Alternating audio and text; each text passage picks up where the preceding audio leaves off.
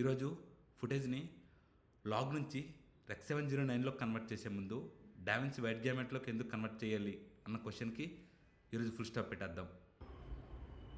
ఇప్పుడు మన దగ్గర ఉన్న ఫుటేజ్ ఒకటి ఇది చూడండి. ఇది సోనీ నుంచి డావిన్సీలో కన్వర్ట్ చేసి డావిన్సీ నుంచి రెక్ 709లో కన్వర్ట్ చేసాం.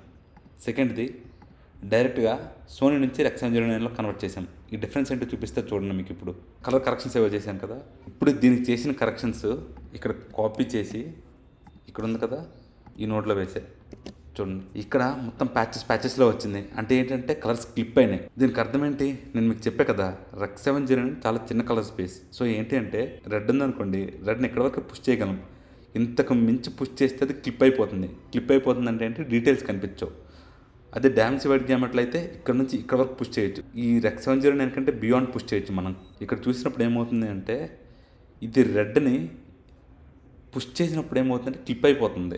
నార్మల్గా మనం డావిన్సీ వైట్ గ్యామెట్లో కన్వర్ట్ చేసినప్పుడు ఏంటంటే కలర్స్ అన్ని ప్లేన్గా ఉన్నాయి, కలర్ లిమిట్ ఇంకా పుష్ అవ్వలేదు, కలర్స్ అన్నీ బాగానే ఉన్నాయి.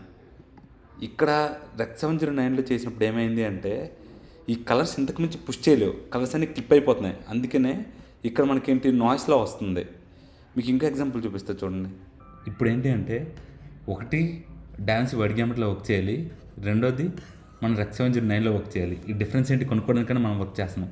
ఇప్పుడు ఈ నోడ్లోకి వచ్చి మనం దీన్ని ఈ కలర్ని పుష్ చేద్దాం, రెడ్ కలర్ని. ఇది రెడ్ కదా, ఇక్కడ చూడండి పీక్ ఇక్కడ ఉంది, ఇక్కడ చూడండి 250కి 380కి మధ్యలో ఉంది. ఇప్పుడు ఏంటి అంటే ఎప్పుడైతే ఈ పీక్ ఇక్కడ వరకు వస్తుందో ఇక్కడ నుంచి క్లిప్ అవుద్ది అనమాట. ఇది ఇక్కడ వరకు వస్తుందో ఈ వైట్ లైన్ ఉంది కదా, ఈ వైట్ లైన్ దీని పైకి వెళ్ళినా కానీ ఈ రెడ్ లైన్ దీనికి మించి ముందుకెళ్ళినా కానీ క్లిప్ అవుద్ది. క్లిప్ అవ్వడం అంటే ఏంటంటే డీటెయిల్స్ పోతాయి. డావిన్సీ వైట్ గ్యామెట్లో పుష్ చేస్తా కలర్ని అలాగా చూడండి, అలా పుష్ చేస్తున్నాను.